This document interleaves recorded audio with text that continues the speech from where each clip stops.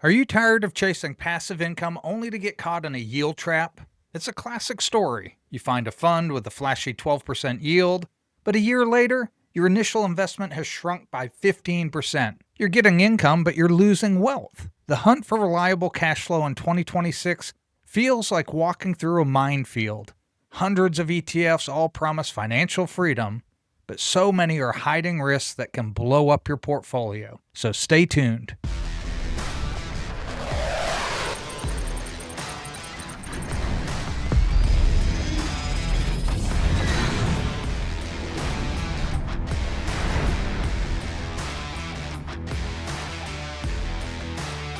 Welcome back to Simply Money. Today we're going to be looking at my 5 favorite high-income ETFs for passive income. After digging through dozens of funds, stress testing their strategies, and poring over their long-term performance to conduct all my backtest, I've landed on 5. Not 20, not 10, but the 5 core high-income ETFs that I use to build the backbone of my personal portfolio. These are the funds I'm actually betting on for great cash flow without giving up on long-term growth. In this video, I'm not just handing you a list.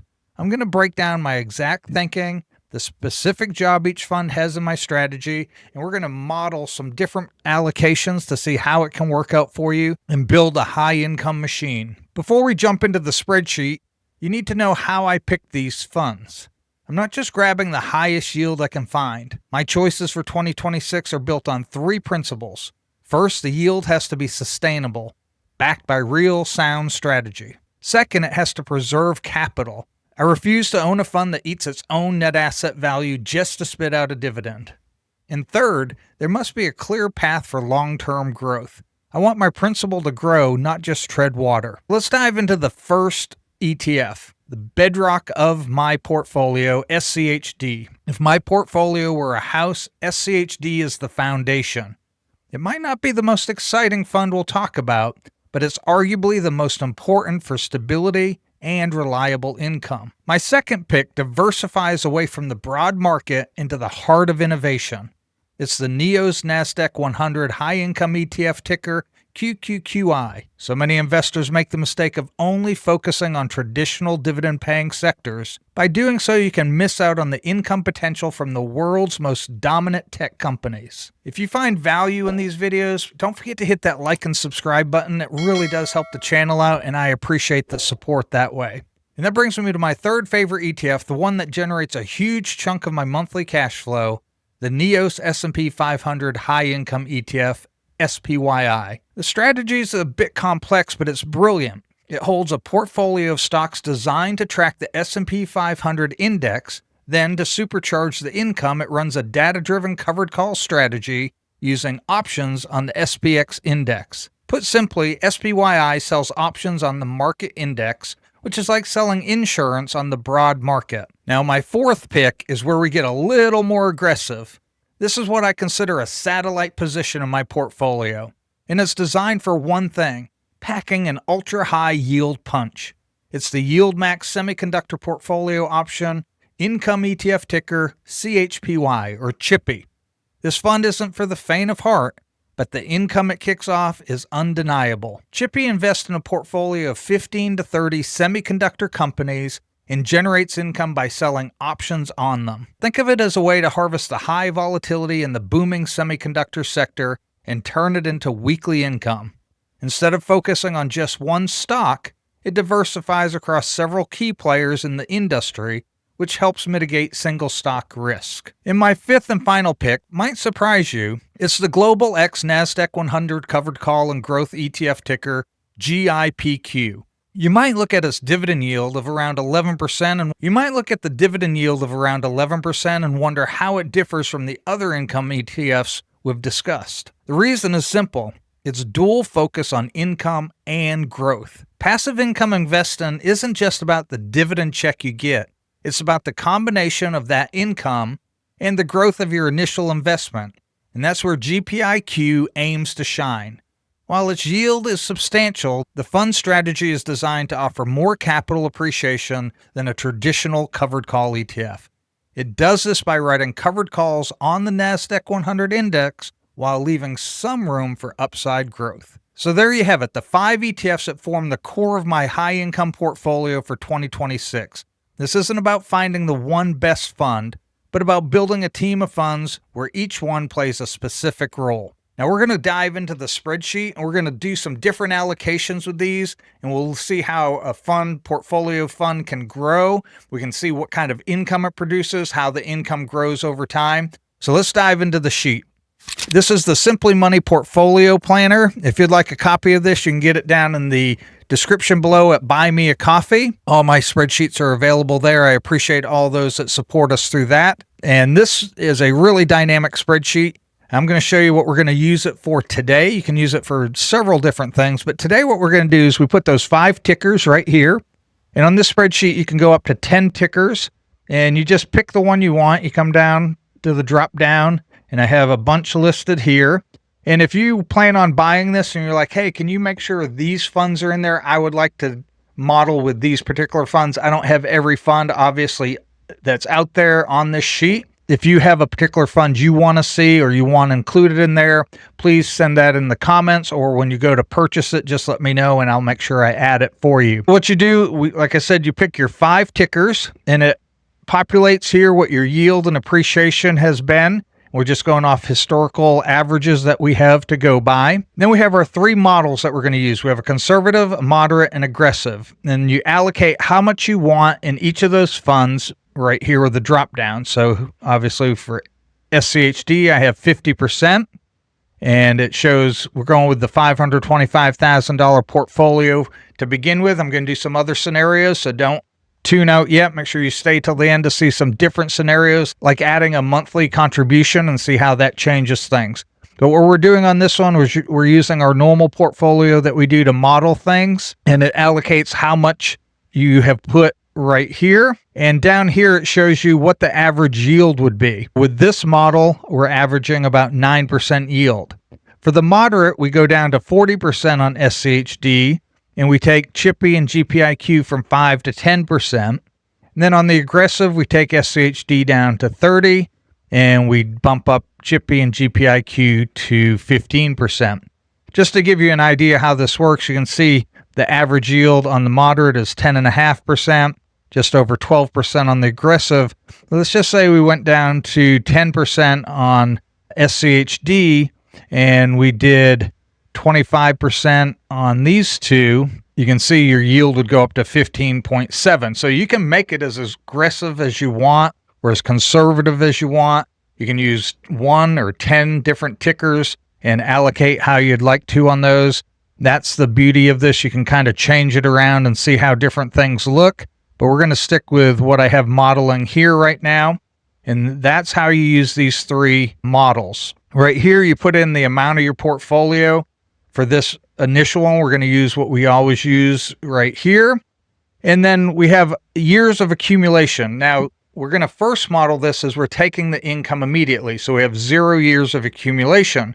But maybe you're just beginning and you want to say, okay, I'm putting in $1,000 here. And I want it to accumulate for 20 years or 30 years. And you can model that. You can project out how many years you want.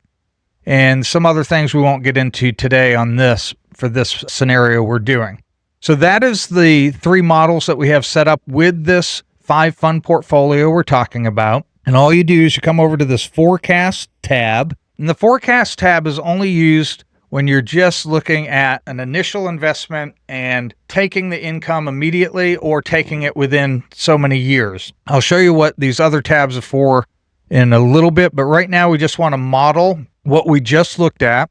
So with the conservative, you come up here to the model. We chose conservative. You can choose your moderate and aggressive. We're going to start with conservative.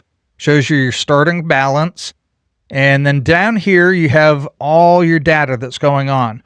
Starting out, you're looking at income generated of just under $3,700 a month. And it's coming here as income paid out because we had 0 years of accumulation. You're taking that income immediately. You're not reinvesting any. If we had said maybe for 5 years we want to build that and accumulate it, then we're going to take it. This would show here as income reinvested, and this would be 0.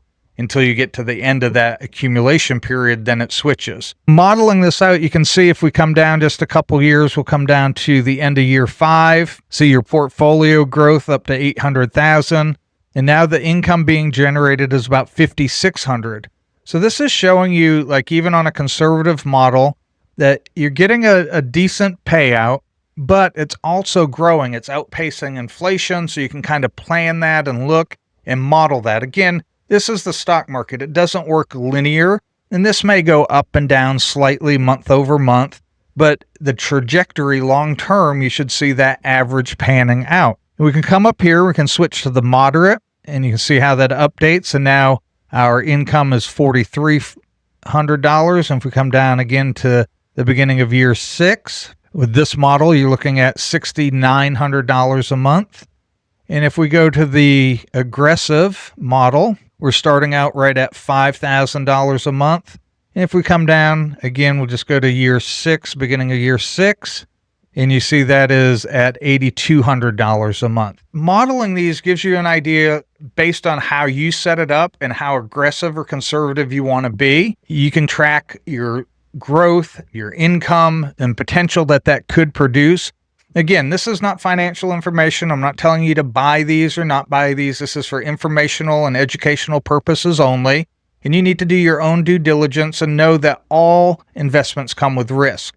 But this is just helping people take the data that's out there and compiling it and then using to personalize it how they want to look and model, like, what if I did this fund or that fund and in different allocations? Like I said, you could change this to just one fund and put 100% in that fund.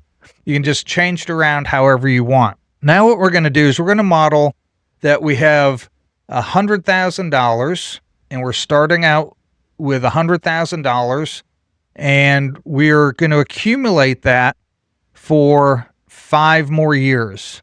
So we put accumulation years to 5. And when you come over here to the forecast, we'll go back to conservative. You can see that you have the $100,000. It's generating $700 of income, and it's being reinvested. So now this portfolio balance is being considered with reinvesting of dividends until we get down to the end of that 5 years, where you see right here, now it goes from income reinvested over to income paid out.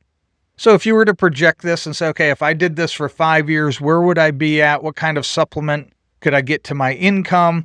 We could kind of get an idea of what we're doing. So perhaps you have a portfolio and you want to allocate a certain amount prior to retirement and begin to build that and accumulate that and begin planning it out.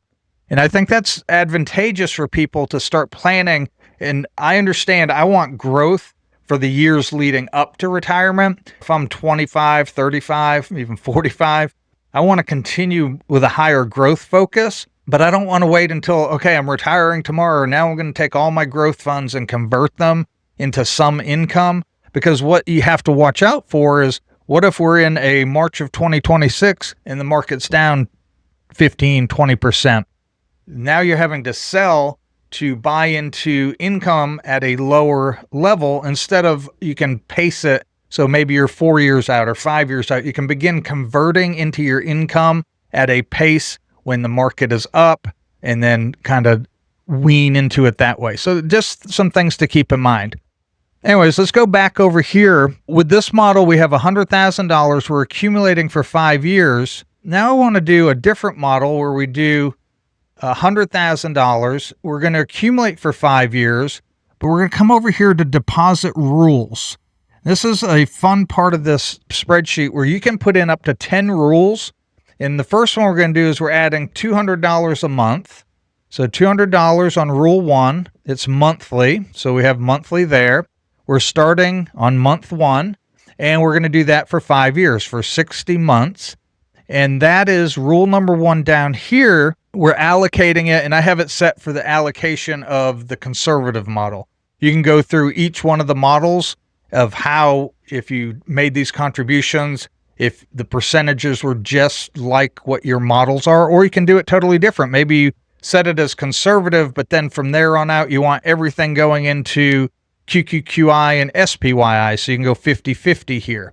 But I'm just modeling it exactly how we have it allocated.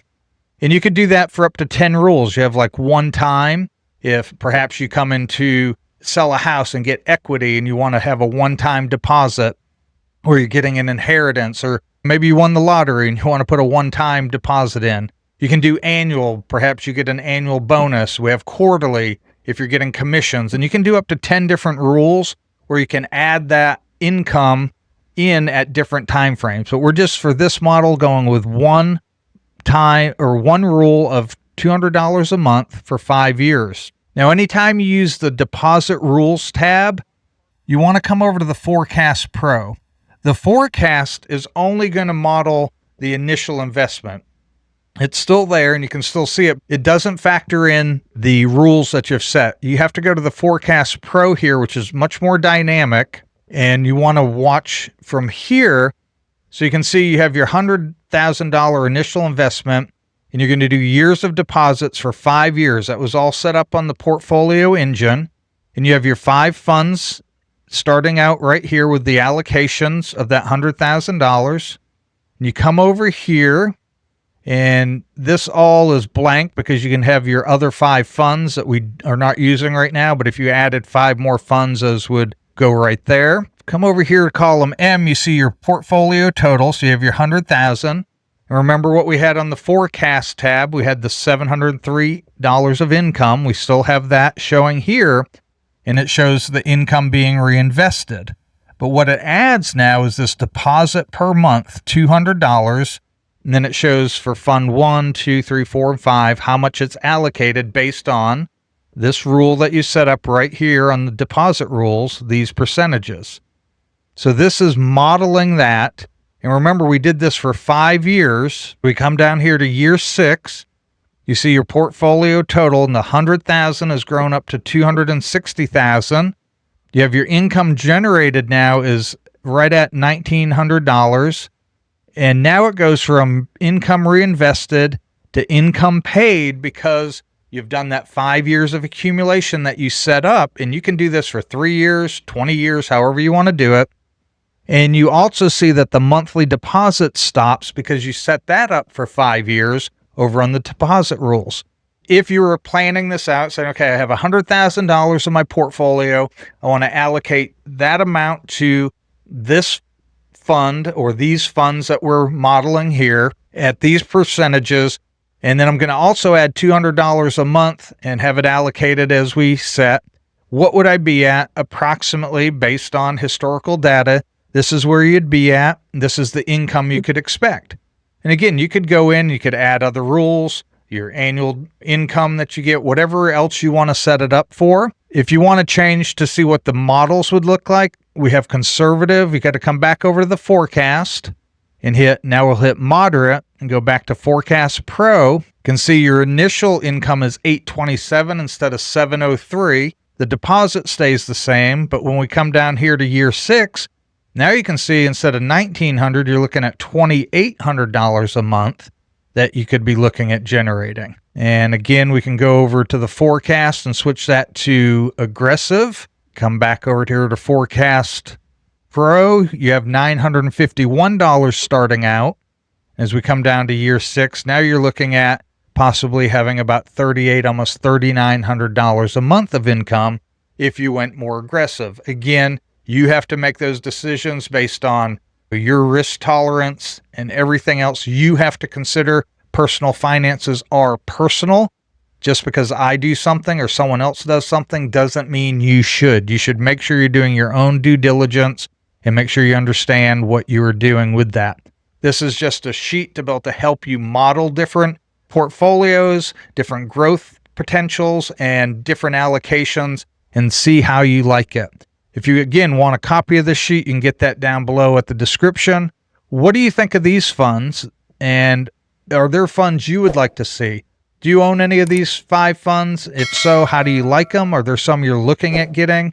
And if you'd like to see a portfolio modeled, go ahead and throw that in the comments as well. Like say, hey, I want to see a 3-fund portfolio, or can you check these 4 or 5 funds and run a scenario and give me like the information you'd like to see. Or if you want to do it yourself, go ahead and get a copy of this and play with it and just do as many scenarios as you want. So that is it for today. I appreciate you joining me, and we'll see you next time on Simply Money.